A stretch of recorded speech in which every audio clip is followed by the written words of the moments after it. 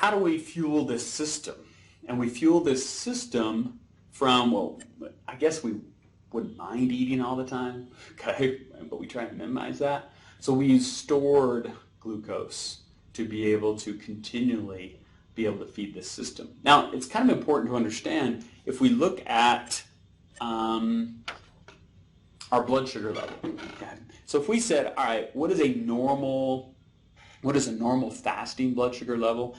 And you'll hear numbers like 70 to 110 milligrams per deciliter. You'll hear numbers like 80 to 120. In other words, if you didn't have, and you go to the physician and they want to look at your blood sugar level, so they tell you, hey, nothing to eat or drink after midnight. So after a period of time without eating or drinking anything, your blood sugar with normal insulin function, okay, normal facilitated diffusion into your cells should be about 70 to 110, 80 to 120, somewhere in that range, okay, plus or minus a little bit. Now let's say that you didn't eat for an entire day. 70 to 110, 80 to 1. Let's use 80 to 120. Okay, you'd be 80 to 120. Let's say you didn't eat for 3 days, 80 to 120. Let's say you didn't eat for a week, 80 to 120. You didn't eat for 2 weeks, 80 to 120. The reason is you have to have a continual amount of blood sugar. That sugar then, glucose, blood glucose, that can then be transported into your cells to produce ATP. If you don't have the glucose, you don't make the energy. If you don't make the energy, your cells die. It's that simple. So you have to have a continual movement of glucose into the cells. So the question is, if you're not continually eating, where do we go get that from? Well, we can either get it from stored glucose, you know it as glycogen, or we can get it from other non-carbohydrate molecules, okay, and utilize them in a very similar fashion. So that's what we want to talk about. So the first one, and our first choice, is using glycogen as our energy source. So remember, glycogen, okay, is our stored form of glucose. It's our polysaccharide. And we store most of our glycogen in the liver and in skeletal muscle. So this is one of those times when marathon runners, people do lengthy exercise regimens where they do the whole carbohydrate loading thing. They want before, and there's studies that show, yeah, it's a good thing. There's studies show, it really doesn't make that big a difference. Just kind of depends on how you look at it. But we do know we store glucose as glycogen. And so if we're taking glucose and stringing it together as glycogen molecules, we call that glycogenesis, formation of glycogen, creation of glycogen. So if we're going from monosaccharide to polysaccharide, that would be anabolic. And we're storing energy, okay, as stored glucose. So it would be glycogenesis. Well, if we have glycogenolysis, we're breaking glycogen and releasing glucose. So if we're just sitting around, we're eating, we're storing carbohydrate as glycogen. But once we start to exercise, we're going to release that. So we can take this either direction in that process, where we can make glycogen and get glucose from it by breaking those bonds between the glucose molecules. Or in periods of rest where we want to store them, we can string them together. And that's what this is trying to show. Okay? Taking glycogen and breaking it down, glycogenolysis or glycogenesis, depending on which arrow we're following. So we can take that glucose, and then in our glycolysis pathway and our Krebs cycle pathway and acetyl-CoA and so on, we can send that through. So glycolysis, okay, would be breaking it down, okay, glucose. Now, right here, gluconeogenesis. This is what I was referring to and what we're going to be describing in a minute. The definition of gluconeogenesis is taking and forming glucose-like molecules. And the reason I say glucose-like is because we're really not making glucose out of it. But at some point in this pathway, we can take a non-carbohydrate molecule and drop it in at a certain point. For example, with a triglyceride, we can take that glycerol molecule and dump it into glycolysis. It's not really glucose, but it's a molecule that's going to act just like glucose would. We can take those fatty acid molecules and we can hack them up into pieces, and we're going to describe that here in just a minute, and we can put it into this system. So how do we use fats for energy? That's how we do it. How do we use amino acids or proteins for energy? That's how we do it. So if you take non-carbohydrate molecules and make them act like carbohydrates. We call that gluconeo, neo meaning new, formation of new sugar. That's one of the things that diabetics have to deal with, is not only the glucose they consume, but the glucose their body makes, or the glucose-like molecules they make from other sources. They got to deal with both, okay, when it comes to managing their glucose levels. Okay? So for example, with our amino acids, what you have to remember is think about the structure of an amino acid, because all of your amino acids have the same backbone structure. They have an amino group on one side, they have a central carbon, and they have a carboxylic acid on the other side. So what if I took an amino acid and I took the amino side off? Then I'm left with a little short 2-carbon skeleton that's left. And that little 2-carbon skeleton, well, yeah, it wasn't the job of CoA to take 2 carbons and drop it into Krebs cycle. So can I use amino acids for energy? Absolutely I can, because I can take those 2 carbons, dump them into Krebs cycle. Now what happens is when I take that amino group off, and there's an enzyme that does that, it's called a deaminase. Okay? It should make sense, taking the amino group off. It's an ACE, it's an enzyme. I can then take that amino group and we form urea. This is one of our principal waste products. We excrete it obviously in our urine as a waste product. We also excrete a little bit in our sweat as well. So that's how we can metabolize amino acids when we run out of or we run low on glucose. So this would be an example of gluconeogenesis, taking non-carbohydrate molecules, amino acids, and making them act like carbohydrates in this process. Now we can do the same thing with our lipids. So notice I mentioned this one a minute ago. I can take a triglyceride, I can take my stored fats, and I can take off the glycerol. So through a hydrolysis reaction, I can separate the 4 components, the glycerol and the 3 fatty acids. I can take the glycerol and send it through glycolysis. And then I can take each of the fatty acids and through a process called beta oxidation. And the reason is because we're going to do this, 2 carbons at a time. And we have the first carbon called the alpha carbon, second carbon called the beta carbon.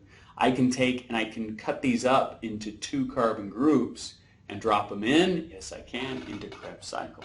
So I can take glycerol, send it through glycolysis. I can take the fatty acids, hack them up into 2 carbon groups and send them through Krebs cycle. So I can get all sorts of energy out of this. And that's why when you look at the number of calories per gram of carbohydrate and proteins, we're going to get about 4 calories per gram. This is how this is calculated when you look at your nutritional stuff. So I get 4 calories per gram out of carbohydrate. I get 4 calories per gram out of proteins. But I can get 9 calories per gram out of fats. And that's why when we talk about, well, fats have a lot of calories. Well, of course they do. Because for every gram, we get 9 calories. Because your body, when you look at this, your body really doesn't care the type of molecule it gets the carbons from. Okay? It just cares that it gets them. So people get all sorts of hung up on, okay, well, this is a healthier food and this is a healthier food. When it comes to energy production, just feed the body carbon is really what it wants. Now, are there foods where you get more bang for your buck? You get more of your micronutrients and some of those things? Absolutely. Okay? Versus other molecules where you get less of that? Sure. But your body has a specific number of calories it needs per day to function.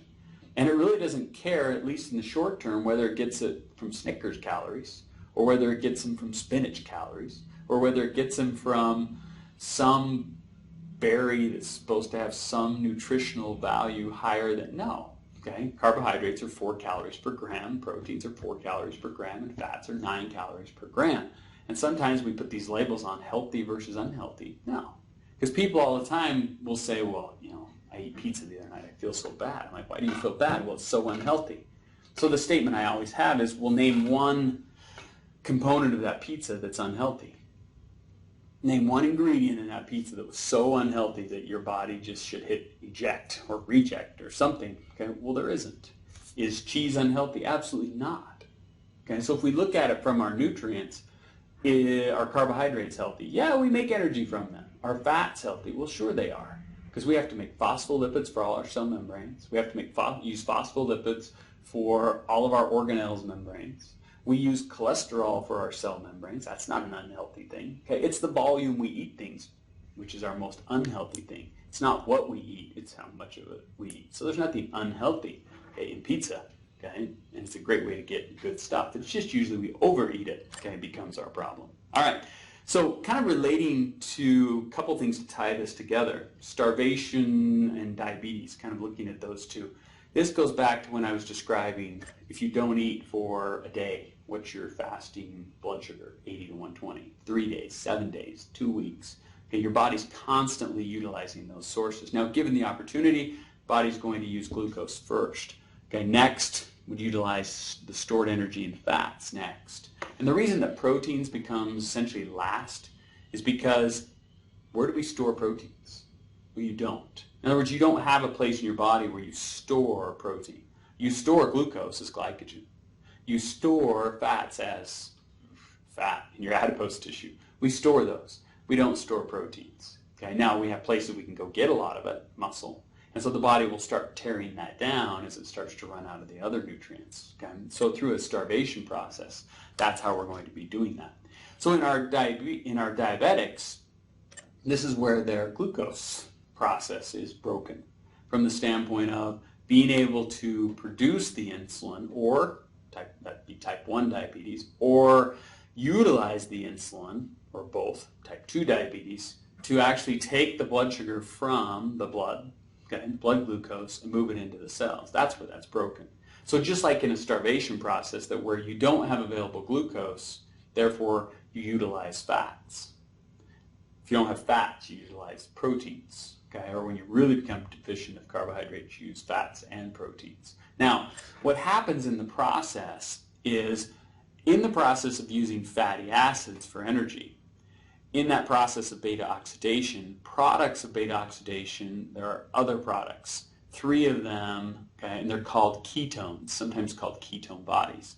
But when we produce excess ketones, the person's said to be in ketosis. Now, what we want to relate to here a little bit is there a problem with producing ketones? No.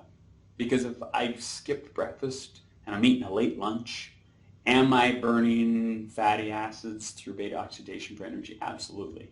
Am I producing some ketones? Yes. Am I producing them in excess? No. If I'm sick and I'm vomiting, therefore as soon as I eat carbohydrates, they come right back out. Am I utilizing fats for energy? I am. Am I producing ketones? I am. Am I producing them in excess? I'm not. Okay, now what happens in that scenario is if our diabetics, remember our 2 patients, one that had a blood sugar of 18 doesn't have glucose. One had 1200, doesn't have available glucose.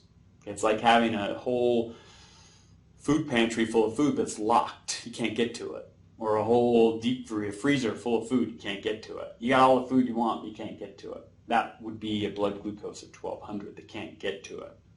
So either way, they don't have available glucose to metabolize for energy. So in lieu of that, they would then utilize fatty acids for energy.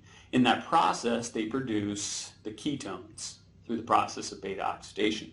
The 3 ketones being acetone, beta-hydroxybutyric acid, acetoacetic acids. Notice the scenario there. So someone who are type 1 diabetics who exclusively have to use fats for energy because they're messed up in their production of insulin, they exclusively metabolize fats, therefore produce lots of ketones. And notice 2 out of the 3, what are they? Yes, they're acids. So that's where they run into the problem of developing what we call metabolic acidosis. Their body's pH drops significantly and is very life-threatening to them. The acetone kind of smells like fingernail polish. Some people kind of say it has a fruity odor. When somebody produces a lot of ketones, they can have that odor on their breath. And so that's when you hear about diabetics, and the condition they develop is actually called DKA, diabetic ketoacidosis, because of their condition, what they make, and what that results in. Can have that kind of that odor, okay, on their breath. I think it kind of smells not like fruit to me, but okay, some people, that's commonly how that's referred. All right, so this graphic from your book, I think, does a very complex way, but it should be simpler now of understanding, okay, how this works. That we, through the process of utilizing fatty acids and carbohydrates as well as proteins, we can produce the energy we need to run the various organ systems through a number of anabolic and catabolic reactions. So that's what you want to focus on. So again, break down each of the 4 processes: glycolysis, formation of acetyl-CoA, Krebs cycle, electron transport. Know exactly what's produced in each step, what you start with, what you end with, and where you are, and you'll be just fine. All right, good luck with that one.